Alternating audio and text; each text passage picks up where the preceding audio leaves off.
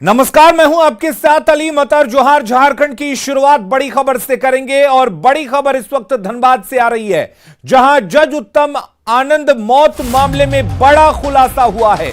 गिरफ्तार आरोपी लखन और राहुल ने बड़ा खुलासा किया है। टक्कर मारने से पहले मोबाइल की चोरी की गई थी। यह खुलासा दोनों आरोपियों ने किया है। 1 दर्जन से ज्यादा मोबाइल चोरी कर चुके हैं दोनों। 9 मामलों में प्राथमिकी तक दर्ज नहीं हुई है। तो बड़ी खबर इस वक्त हम आपको बता दें, और जज को टक्कर मारने से पहले भी चोरी की थी। रेलवे ठेकेदार के मुंशी का भी मोबाइल इन्होंने उड़ाया था और शिकायत पर पुलिस ने कार्रवाई नहीं की थी। सीबीआई इसे पुलिस की बड़ी लापरवाही मान रही है और यह भी माना जा रहा है कि अगर ये चोर पकड़े जाते तो यह घटना नहीं घटती।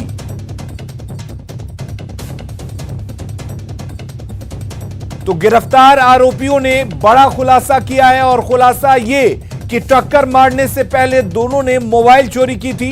रेलवे ठेकेदार के मुंशी का भी इन्होंने मोबाइल चोरी किया था। और रुक करेंगे अगली बड़ी खबर की। गढ़वा सरकारी राशि 2 करोड़ 10 लाख से भी अधिक राशि का गबन हुआ था, जिसमें उप डाकपाल कामेश्वर राम एवं अन्य 3 के विरुद्ध प्राथमिकी अंकित किया गया, जिनमें अन्य 3 अभियुक्त आत्मसमर्पण कर गिरफ्तार हुए थे। सिर्फ कामेश्वर राम की गिरफ्तारी हेतु यह कांड लंबित था, जिन्हें आज गिरफ्तार किया गया है। उनके घर से अग्रिम कार्रवाई की जाएगी। और अगली खबर गढ़वा से है, जहां पर अपनी बहन के घर राखी बंधवाने गए भाई की उसके जीजा ने पिटाई की। थोड़ी देर बाद बहन का शव घर के अंदर फंदे से लटकता हुआ मिला।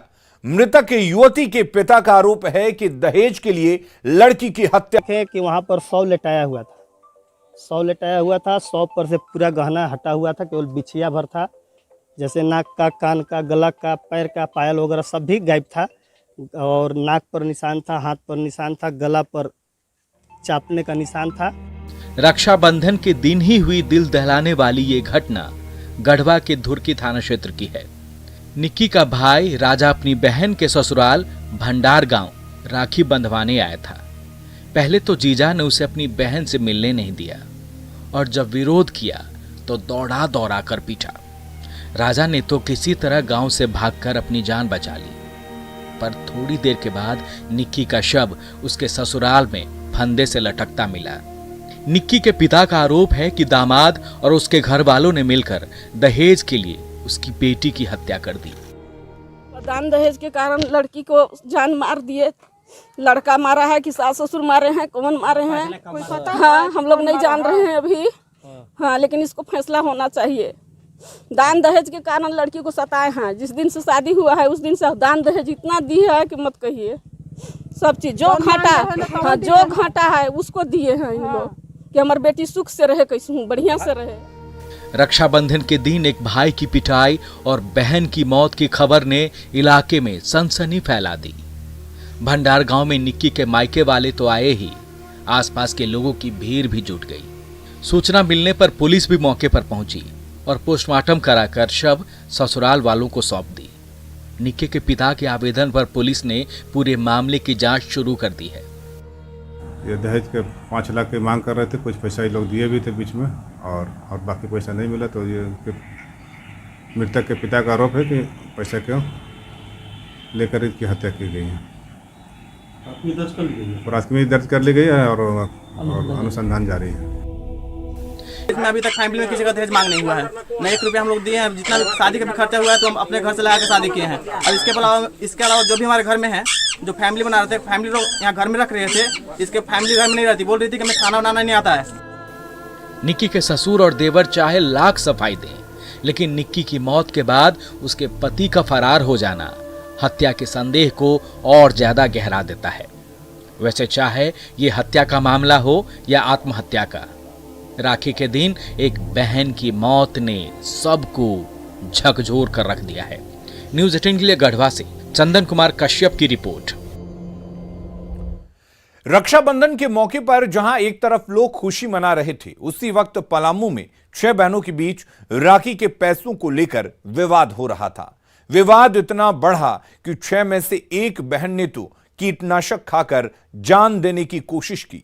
जानकारी के मुताबिक तोलरा गांव के एक परिवार में कुल 6 बहनें हैं जिन्होंने अपने भाई को राखी बांधी, जिसके बाद भाई की तरफ से पैसे दिए गए, लेकिन बहन ज्यादा होने की वजह से पैसों के बंटवारे को लेकर लड़ाई शुरू हो गई और गुस्से में आकर एक बहन ने कीटनाशक दवा खा ली, जिसे अस्पताल में भर्ती करवाया गया है। पश्चिमी सिंहभूम के नोवामुंडी में एक नवजात को बेचने का अजीबोगरीब मामला सामने आया है। घटना मरेलगाड़ा गांव की है, जहां एक पिता ने चंद पैसों के लालच में 28 दिनों की नवजात को बड़ा जामदा के किसी शख्स को 30,000 रुपए में बेच दिया और बेटी को बेचने से मिले पैसे को शराब और नशे में उड़ा दिया। इस मामले में सब हैरान करने वाली बात यह है कि जब उसकी पत्नी गर्भवती थी तभी उसने गर्भ में पल रहे बच्चे का सौदा कर दिया था और करार के मुताबिक बेटी के जन्म के कुछ ही दिनों बाद उसे अपने साथी के साथ मिलकर बेच दिया।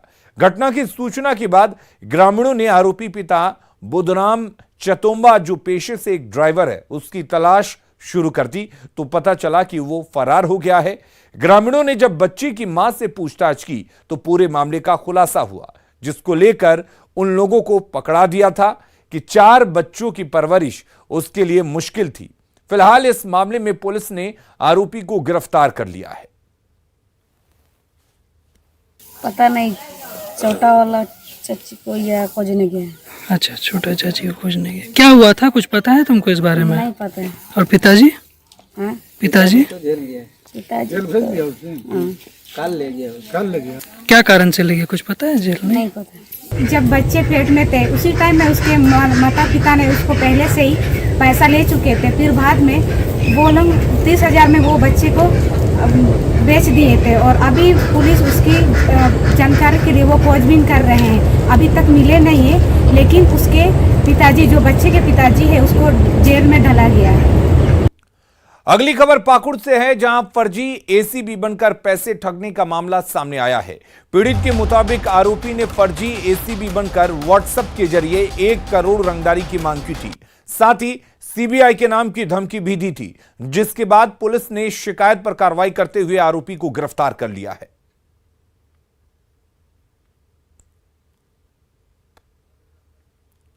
झारखंड में अब जमीन बिक्री के नाम पर हेराफेरी आसान नहीं होगी।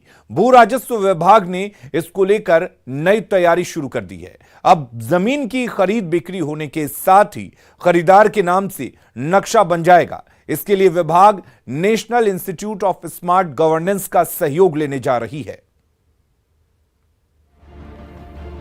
झारखंड में अब कागजात की हेराफेरी कर एक से अधिक बार जमीन की बिक्री आसान नहीं होगी। इसके लिए भू राजस्व विभाग नई तकनीक का सहारा लेने जा रही है, जिससे जमीन खरीदते ही खरीदार के नाम से नक्शा निकल जाएगा। मतलब आने वाले समय में किसी भी जमीन के मालिक का सही नाम और पता आसानी से लोग जान पाएंगे। हालांकि सरकार और विभाग की इस तैयारी पर राज्य की मुख्य विपक्षी दल बीजेपी को तनिक भी भरोसा नहीं है। बीजेपी का मानना है कि सॉफ्टवेयर या हार्डवेयर बदलने के बजाय जमीन के प्रति नजरिया बदलने की जरूरत है, क्योंकि हेमंत सोरेन परिवार पर जमीन हड़पने के कई मामले लंबित हैं। कि यहाँ हार्डवेयर या सॉफ्टवेयर बदलने से कुछ होने वाला है। हाँ, सत्ता में बैठे हुक्मरानों क्या जमीन के प्रति नजरिया बदले, जब वो सारे जमीनों को हड़पने की साजिश नहीं करें, तब शायद कुछ बदल सके। अगर आप सोरेन परिवार की बात करें तो 2 दर्जन से ज्यादा आदिवासी जमीनों के अवैध ट्रांसफर का मामला विभिन्न न्यायालयों में लंबित है। भू राजस्व विभाग national institute of smart governance का सहारा लेने जा रही है, जिसका मकसद नए सॉफ्टवेयर तैयार कर राज्य में जमीन के नाम पर चल रहे खेल को रोकना है। हालांकि विभाग इस दिशा में कितना सफल हो पाता है ये तो वक्त बताएगा, लेकिन सत्ताधारी दलों के अंदर ही केरल की तर्ज पर जमीन के मामलों को सुलझाने की नसीहत दी जा रही है। राज्य सरकार को दक्षिण भारत से सीखना चाहिए और विशेषकर केरल जाकर दिखना चाहिए। वहाँ पर केरल में एक एक लोगों का जमीन का प्रोटेक्शन करने के लिए वहाँ पर रैयत को पासबुक दिया गया है। हमें तो लगता है कि यहाँ भी सरकार जो करे, लेकिन एक टीम को दक्षिण भारत और विशेषकर केरल जैसे प्रदेश में भेजना चाहिए।